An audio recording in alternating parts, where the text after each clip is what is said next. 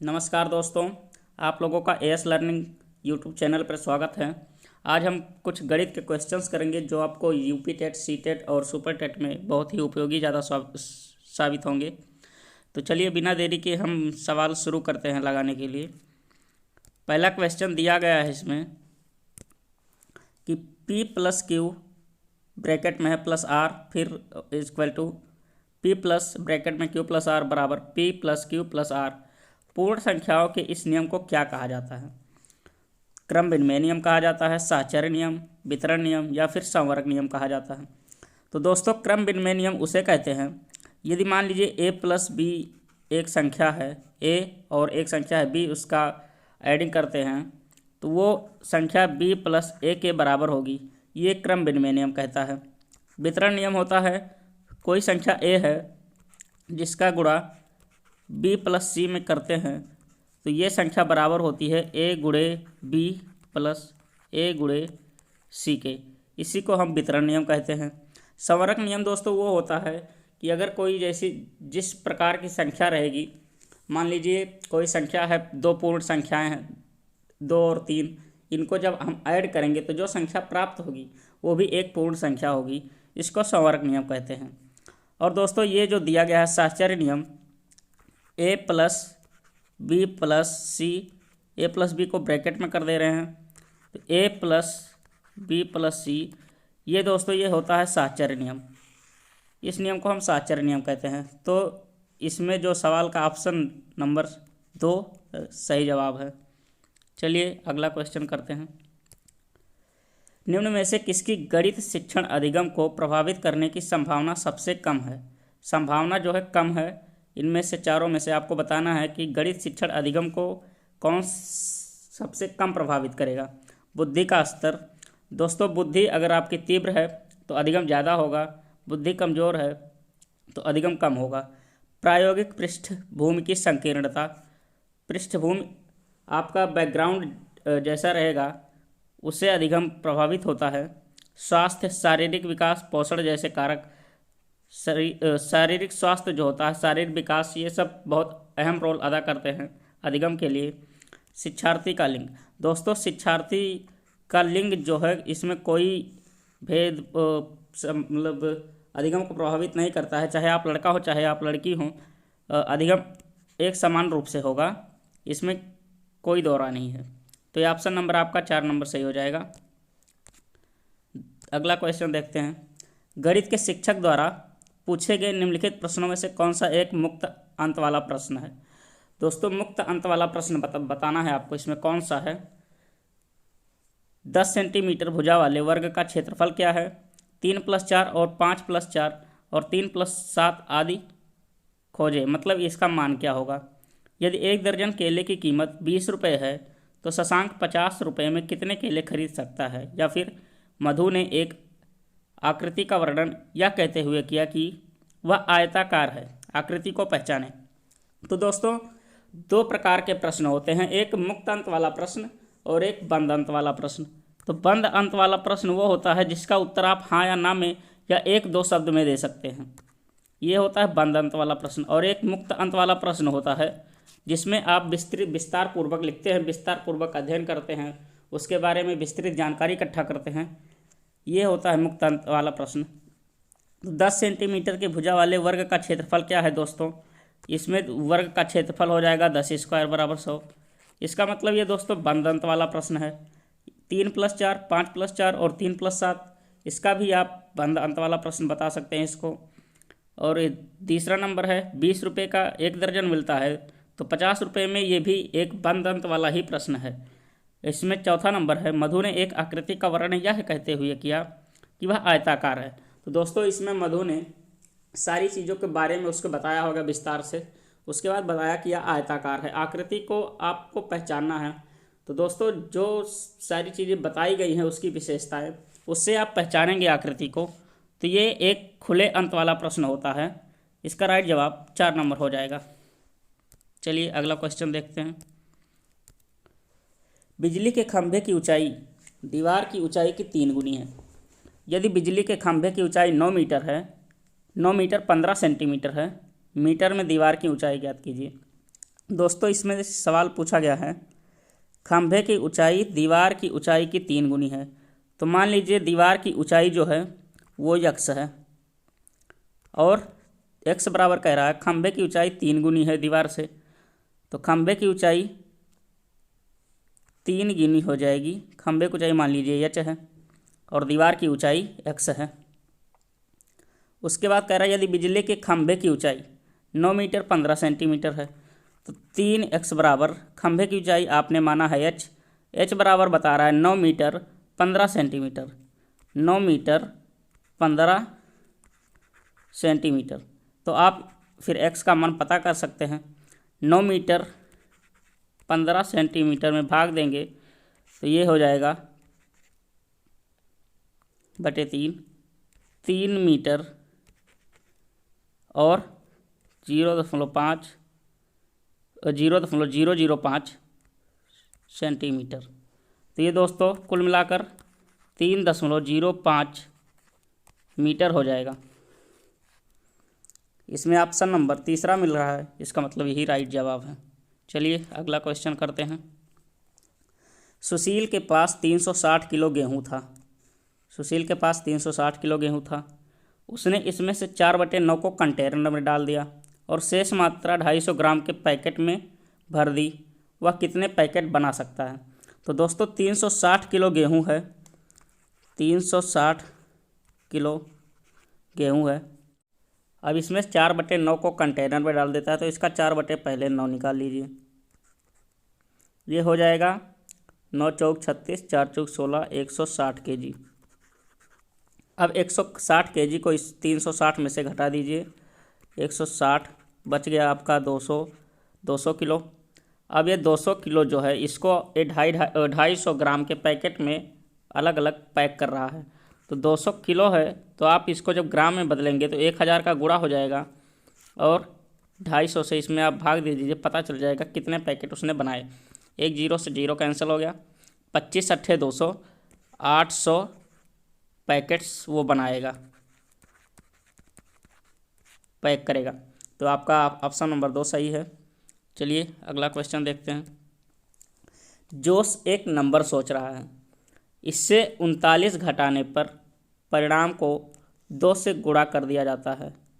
फिर 98 प्राप्त करने के लिए 16 को जोड़ा। वह क्या संख्या सोच रहा था? तो मान लीजिए x संख्या सोच रहा था। x में से 39 घटाने के बाद जो परिणाम आया उसको 2 से गुणा किया और फिर 98 प्राप्त करने के लिए इसमें 16 जोड़ दिया। 98 प्राप्त करने के लिए 16 जोड़ दिया, तो ये 98 के बराबर हो गया। अब इसको हम हल कर लेते हैं। x - 39 × 2, इसको 16 को उधर करेंगे तो घटाया जाएगा, फिर 98 में से 16 चला जाएगा, बचेगा 8 में से 6 गए 2 और 9 में से 1 गए 8, 82। फिर x - 39 2 इधर पक्षांतर करेंगे तो ये भाग में हो जाएगा, तो ये आ जाएगा 41 और x बराबर 41 + 39, तो ये हो जाएगा 80। अब आपका राइट जवाब इसमें 4 नंबर मैच कर रहा है। ऑप्शन नंबर 4 सही हो जाएगा, 80। चलिए अगला क्वेश्चन देखते हैं। इसमें बता रहा है, कह रहा है √6, 8 और 9 का न्यूनतम उभयनिष्ठ गुणनखंड गुणे 6 और 8 का महत्तम समापवर्तक। ये कह रहा है आपका क्या होगा टोटल। तो पहले तो आप 6, 8 और 9 का अभाज्य गुणनखंड कर लीजिए। 6, 8, 9, 2 3 6, 2 × 2 × 2, ये हो गया 8, 3 × 3। अब आपको एलसीएम निकालना है इसमें पहले। तो एलसीएम क्या हो जाएगा? एक जोड़ा ये बनना है और एक ये जोड़ा बनना है, तो 2 × 3 और फिर बाकी जो बचा है उसको आप गुणे करके लिख दीजिए। कितना हो गया? 3 दूनी 6 दूनी 12, दूना 24, 3 72, 72 ये हो गया। और 6 और 8 का महत्तम कह रहा है। तो 6 और 8 का महत्तम 2/3 6, 2 दूनी 4 दूनी 8, महत्तम समापवर्तक जो कोई कॉमन होता है वही होता है। तो यहाँ हो गया HCF बराबर 2। अब ये कह रहा है कि √72 गुणे 2 है, इसका मान क्या होगा, इसका जो पूरा मान है यही कह रहा है, कहने का मतलब यही है। तो ये √144 हो जाएगा और 144 का अंडर रूट होता है 12। तो आपका ऑप्शन नंबर 1 मिल रहा है, सही राइट जवाब हो जाएगा ये। आगे अगला क्वेश्चन देखते हैं। एक आयत की लंबाई और चौड़ाई 8 सेंटीमीटर और 3 सेंटीमीटर है। यदि चौड़ाई 2 गुनी और लंबाई आधी हो जाए तो परिमाप का अंतर ज्ञात करना है आपको। माना इसमें दिया गया है एक आयत की लंबाई और चौड़ाई 8 सेंटीमीटर है। तो लंबाई आप आयत बना लीजिए ऐसे, लंबाई 8 सेंटीमीटर है और चौड़ाई 3 सेंटीमीटर है। फिर कह रहा है इसमें कि यदि चौड़ाई 2 गुनी हो जाए, चौड़ाई 2 गुनी हो जाए और लंबाई आधी हो जाए तो ये 6 हो जाएगा और ये 4 हो जाएगा। तो इसमें कह रहा है परिमाप का अंतर ज्ञात कीजिए। तो आयत का परिमाप होता है 2 गुणे लंबाई प्लस चौड़ाई, तो 8 + 3 इसके लिए हो जाएगा 8 3 11 दूना 22, और इसके लिए हो जाएगा 2 गुणे 4 + 6 10 दूना 20। अब इन दोनों में अंतर कितने का है, 2 का अंतर है, 2 का अंतर है इसमें। तो राइट जवाब आपका हो जाएगा ऑप्शन नंबर 2 सेंटीमीटर। चलिए आगे अगला सवाल लगाते हैं। ऋतिक के पास एक बैंक खाते में 7,968 रुपये हैं। उसने प्रत्येक सोमवार मंगलवार को 95 रुपये और प्रत्येक शुक्रवार शनिवार को 85 रुपये जमा करना शुरू किया, लेकिन प्रत्येक बुधवार और गुरुवार को 75 रुपये निकालना शुरू किया। मार्च, यहाँ पे मार्च होना चाहिए, मार्च के महीने के अंत में बैंक में राशि क्या होगी। मान लीजिए 1 मार्च को अगर सोमवार था तो मार्च में दोस्तों टोटल कितने दिन होते हैं, मार्च में टोटल 31 दिन होते हैं दोस्तों। तो अगर 1 तारीख को सोमवार रहेगा तो उस महीने में सोमवार और मंगलवार जो हैं वो 5 बार पड़ेंगे, सोमवार और मंगलवार 5 बार पड़ेंगे। तो सोमवार और मंगलवार 2 दिन हो गए और 5 बार पड़ेंगे, इसका मतलब 10 दिन हो गए। तो 95 रुपये जो जमा कर रहा है सोमवार और मंगलवार को, वो टोटल अगर करेगा जमा तो कितना हो जाएगा 950। फिर प्रत्येक शुक्रवार और शनिवार को 85 रुपये जमा करना शुरू किया, प्रत्येक शुक्रवार और शनिवार को। तो दोस्तों शुक्रवार और शनिवार जो है मार्च महीने में 4 बार पड़ेंगे। तो ये 2 दिन ये हैं और 4 बार पड़ेंगे, तो 4 दूनी 8 दिन हो जाएंगे टोटल, और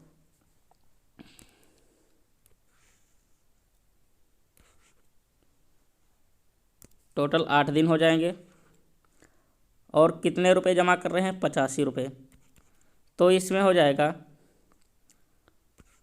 680 रुपये ये जमा कर रहा है, लेकिन प्रत्येक बुधवार और गुरुवार को 75 रुपये निकालना भी शुरू कर देता है।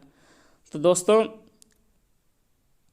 जो बुधवार है 31 का महीना है और सोमवार अगर 1 को है तो 3 दिन इसमें जो सोमवार मंगलवार और बुधवार हैं ये दोस्तों 5 बार आएंगे पूरे महीने में। तो इसमें कह रहा है बुधवार और गुरुवार को 75 रुपये निकालना शुरू करता है। तो गुरुवार तो दोस्तों 4 बार आएगा और बुधवार जो 5 बार आएगा, 5 और 4 9, टोटल 9 दिन हो गए जिसमें इसने 75 रुपये निकालना शुरू किए।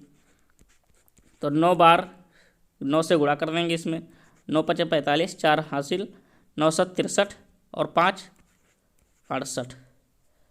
ठीक है दोस्तों, अब क्या करेंगे, बैंक में राशि पूछ रहा है माह के अंत में क्या होगा।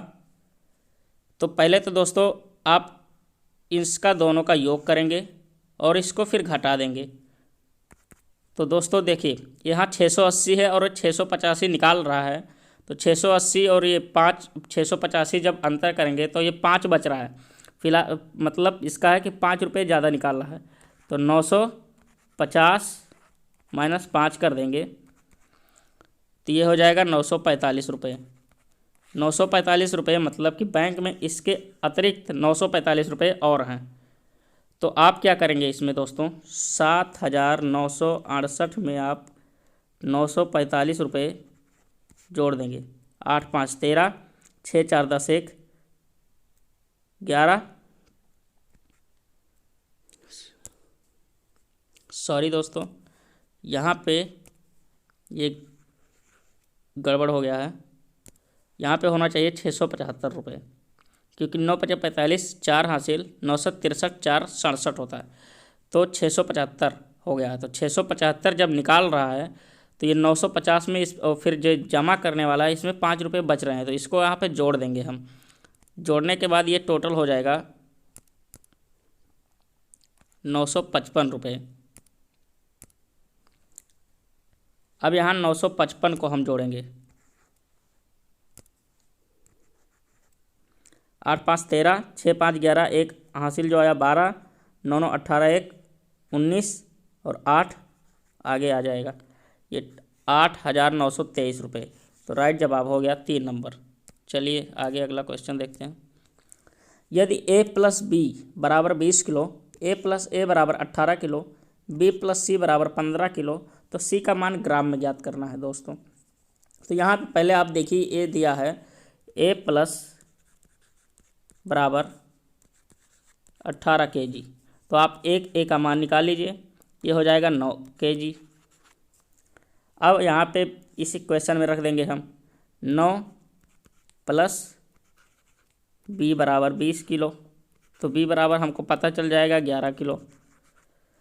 और फिर इसमें कह रहा है b प्लस सी बराबर 15 किलो हैं, तो b प्लस सी, b का मान 11 है और c हमें ज्ञात करना है, तो c हो जाएगा 4 किलो। लेकिन हमको ग्राम में कह रहा है, तो 4 गुणे 1000 ग्राम, क्योंकि 1 किलो में 1000 ग्राम होता है, तो 4000 ग्राम हो जाएंगे। राइट जवाब हो जाएगा 4 नंबर। चलिए अगला क्वेश्चन देखते हैं। पायल जिम जाती है, उसकी कक्षा सुबह 6:30 पर शुरू होती है।